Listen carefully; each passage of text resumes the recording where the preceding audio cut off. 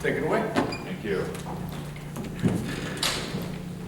I love the RESO community and the outpouring of well wishes, condolences, and inquiries about my vacation plans coming this holiday season. I am not planning on going on vacation in December. I am researching undisclosed locations for January, however. So I'm here to talk about certifying the RESO standards. And I want to help alleviate any fear or uncertainty. I'm here to help certification, not prevent certification. So please see me as a partner to help get your organization, your MLS, your transports, your standards certified in a quick possible way. Our current certifications are, we have vendor certifications and we have MLS certifications. For vendors, we have the RETS 1.8 and 1.7.2 standards. This includes a client side for those who consume the 1.8 and 1.7.2, and the server for those that deliver on those transports. Now, the MLSs are those who can receive the data dictionary certification, and it's currently only version 1.3 of the data dictionary on the RETS 1X platform. Now, when I say this is an MLS certification, it's the MLS that leads the charge on receiving this certification. Vendors do the work and will assist the MLSs, but it is an MLS that will apply and lead the effort to receive the data dictionary certification. There are future certifications coming, most notably the Web API. Today I am going to focus on the data dictionary certification, and we'll go through on what it takes to get started, the certification testing process, and also notifications and warnings. This isn't a pure all or nothing process. And we'll talk about the levels, and then at time available, we'll talk about, be available for some Q&A. Okay. I do want to congratulate those who have already gone through the process to receive certification on the data dictionary. It was a fun couple of months to see those who are in the running to see who's going to be first, and I was glad to see everyone trying for that and striving for the standards. And I just want to let you know, to be the first organization that doesn't start with the letter M is available. So if you'd like to have that on your press release, that is available. Through these 4 organizations and those in the pipeline, we will have hundreds of accounts and thousands of agents and other individuals to have access to data dictionary standardized data. So it's an awesome opportunity to see this going forward. And it can be done. Data dictionary certification is possible, and thank you for the panel members who are talking about the efforts that they went through to get certification. So getting started. At this time, those who have cell phones who want to take pictures, I do have lots of links available in the presentation so that you can get easy access to the information. We have a starter kit. This is for your information so that you can start the process. Please start now if you have not already started. When we have the Data Dictionary 1.4 available, we will update this starter kit and also get that information out to you. And as I said earlier, this is an MLS certification. The MLS is responsible for leading the charge and making all of the plans to getting this certification. There's the MLS committees within the MLS that need to determine the changes to the data structure and how to make your structures more compliant. And of course, coming to the data dictionary group with your recommended changes is also an opportunity you can do as well. Now, throughout my presentation today, I am going to be focusing on RETS 1X. So if you hear me say the term metadata, it's just the same as the data structure. Okay. And we are here to help you. And this is All of the information about certification is located at reso.org/certification, and you can contact me with any of your questions at certification@reso.org. We do have some third-party individuals and companies who can help you with your data dictionary mapping. And the list of those is in a Google spreadsheet at the bit.ly link there.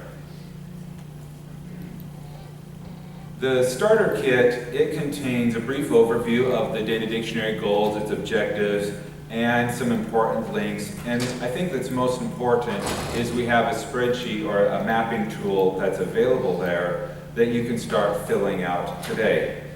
And like I said previously, version 1.4 will be created when that standard has been finalized and ratified.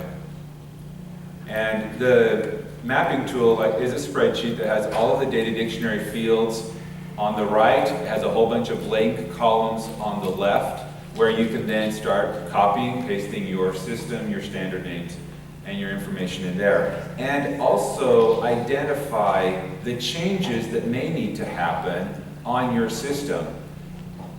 I don't need to see this spreadsheet. This is for your information, for your use.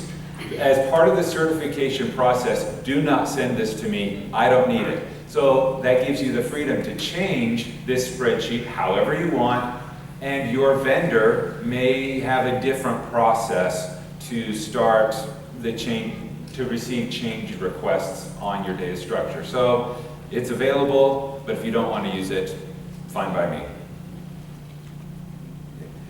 Now there are going to be some examples, and I do apologize if this gets a little technical, of the kind of mapping changes we have that will be coming. Now, we have, for example, here in the first row, you may have closing date, whereas the data dictionary is closed date. You may have DOM, you may have days on market.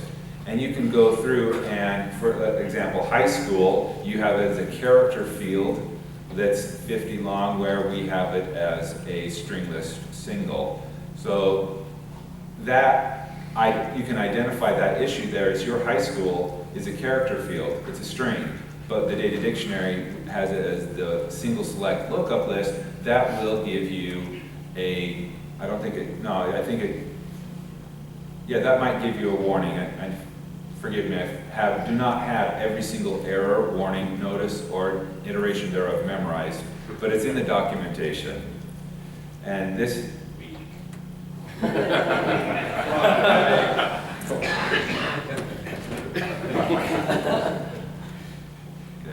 So what is certification? Certification is the comparison of the data structures themselves. What your MLS's data structure does compared to the data dictionary. We hope with certification that it helps prevent the data loss or confusion and encouraging the consistent experience for data consumers. Now, the data dictionary is platform independent. The certificate that you receive says you're data dictionary compliant. While we're only certifying on RETS 1X now, that's because that's the platform that is most commonly used. When the web API is available, we will start building the testing rules, we'll start building the testing tools so that the data dictionary will be certifiable on the web API transport. But data dictionary itself is independent. Now, notices and warnings. We are not expecting perfection in day one. It is not a pass or fail experience. Those things that are of lesser import, such as bi-directional communication of the data, that is, if there's a problem with that, you'll receive either a notice or a warning. Those things that need to be fixed within 1 year or the next time you renew your certification is given a classification of a warning. Those that, you know what, you don't need to fix according to our standards, those are given a notice. But you should still communicate to those consuming your data that there might be some issues in the bidirectional communication. And again, the details and notices are available in the supporting documentation. There are potential mapping issues that are there. These are the items that I look for when I check for each of your fields' compliance. It's a field-by-field process. Every field gets evaluated separately. I check to make sure that your field name, meaning your standard name in the XML, the metadata, doesn't match exactly. Yes, it is case sensitive. Is the data type, your string, your number, your lookup, is that correct? There's been a discussion about precision and maximum length. That is going to be evolving between 1.3 and 1.4 as that issue gets clarified. Right now, we're only issuing warnings and notices with there. Also, the lookups. What are you using in your lookups? Condo is not acceptable. It's a condominium, and it needs to be spelled correctly with the correct case. But in the RETS1X world, I only evaluate the long value. You have long value, short value, and value. You can put whatever you want in those other two columns. I'm only looking at the long value of your metadata. So that's an important thing to remember. And definitions. You may have a field that uses the same system name as we have in the data dictionary, but if your definition is different, then it's a different field. And then I may need you to clarify that information when you go through the application process, but then that will be granted a pass and we'll be able to go forward. So if it truly is a different field, let me know, and we'll be able to continue on. Now, it is a process. I am looking forward for the day that we have a one-click solution to validate an entire data dictionary installation, but that's not happening today. So there is some supplemental application information that I will require, and the link there is the process of additional information that I need to know. Things like, what are your resources and classes named? Some organizations, the metadata that I download only has data dictionary information in it. Some have multiple resources sitting there side by side. And I need to know which property resource that you want me to look at if you have multiple. There's also, if you know a field is not compliant, please give me a heads up. That will be able to save me time and any confusion going forward.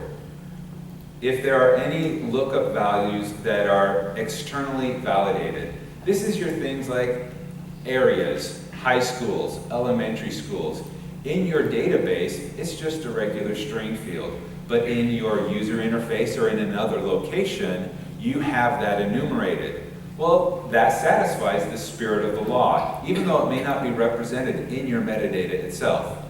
When I run through the tool, it will give me an error because it's a string to lookup mapping.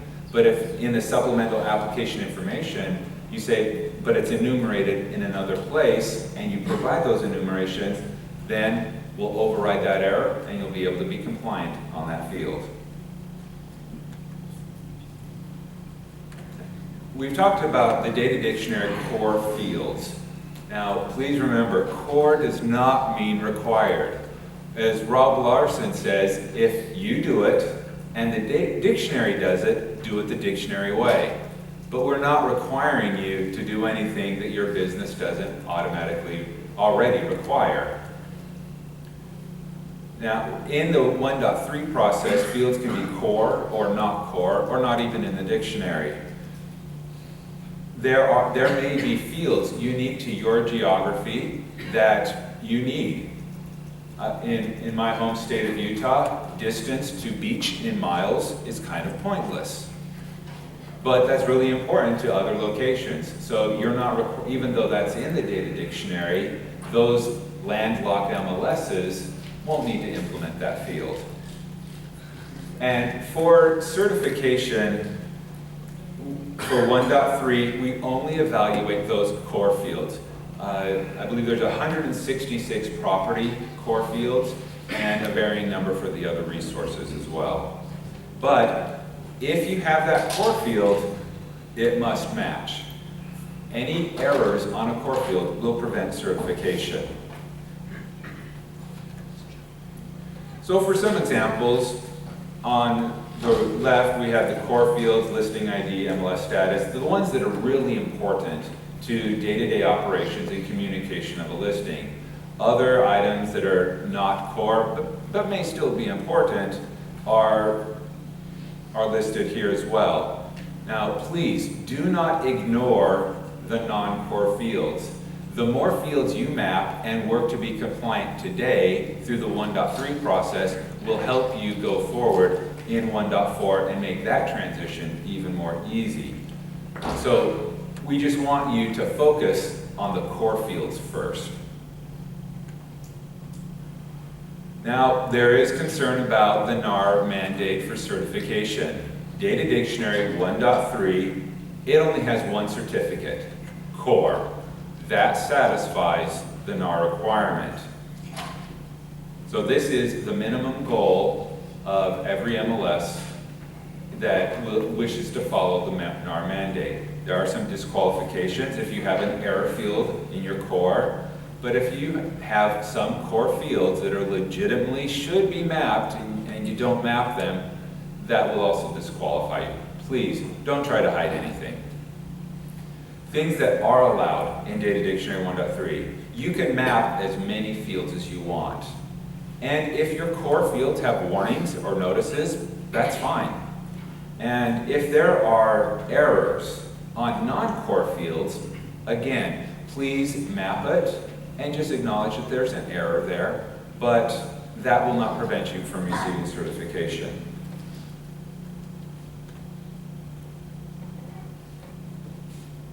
With the Data Dictionary 1.4, it was brought up earlier, if there's a change in the system and there's a conflict between 1.3 and 1.4, and you have to choose which standard to follow, please choose 1.4. Because if there's something that would cause an error in 1.3, but it would be compliant in 1.4, please follow the 1.4 standard. We will automatically downgrade any errors in 1.3 to a warning so that you can pass the 1.3 certification and yet still be able to be, you don't have to do the extra work to break it for 1.3 and then fix it for 1.4. We want everyone to go adopt 1.4 as soon as possible. There is a summary of the changes available in that link. And with 1.4, we introduced the 5 levels of certification. These 5 levels are to recognize those who have gone above and beyond the core or the minimum for certification. Again, for 1.4 certification, core satisfies the NAR requirement for certificate, but please, let's see how quickly we can raise up the scale through the different levels. Because there is going to be a rising standard through the coming years. As you see in the table here, core level of compliance, well, you will receive a certificate through 2015 and 2016. However, in 2017, to receive a certificate, you must be bronze. And in 2018, you'll need to be silver. And all the way till 2020, to receive any Data Dictionary certificate, you will need to be platinum, which is our level of perfect. So from 2020 and beyond, there's only going to be one Data Dictionary certificate available, and that's the platinum level. There's more information on the link listed there, and that article links to the Confluence page for members.reso.org.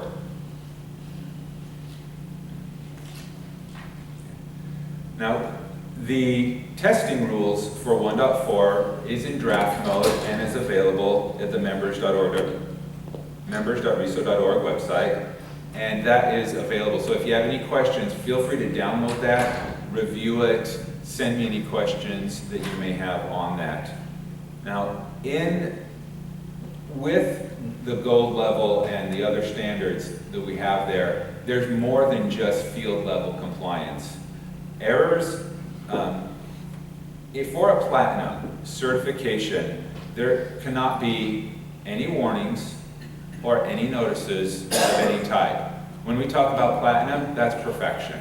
If you perfectly implement the data dictionary for all of the fields that you use, that is platinum. For gold, there's no warnings, but you're allowed some notices. But in silver, the data type warnings, meaning the conversion of a string to a number or date timestamp to date and all that stuff, those are not allowed in a silver and above. Core is still available, but as we go up these different levels, higher standards are expected. And if you have any questions about that or a specific implementation, please let me know. So please, get out there and start understanding your data structure and making a plan of attack on how to implement the data dictionary. Focus on the core fields first. And again, here's the link to those third-party individuals or organizations who are helping MLSs map their data, and then apply for the certification. We do have testing tools that are available for the RETS 1X certifications. The data dictionary testing tools are coming. If you'd like to see the RETS 1X tools, they're available at our GitHub site that's shown here. And we have open source development, meaning if you're wondering how does the tool actually certify, feel free to look at the code, dissect it, and see if you have any questions on that. If there are any problems or errors or things that you would like to see changed or fixed, send me an email and we can work together on getting anything fixed. And again, the testing rules are available for your review. They are still in draft. When the Data Dictionary 1.4 is finalized, we will quickly finalize these rules so that we can get them implemented into a testing tool. Now is the time to review them so that we can make any changes. All right, again, some important links here. Please visit reso.org/certification if you have any questions. And we are here to help.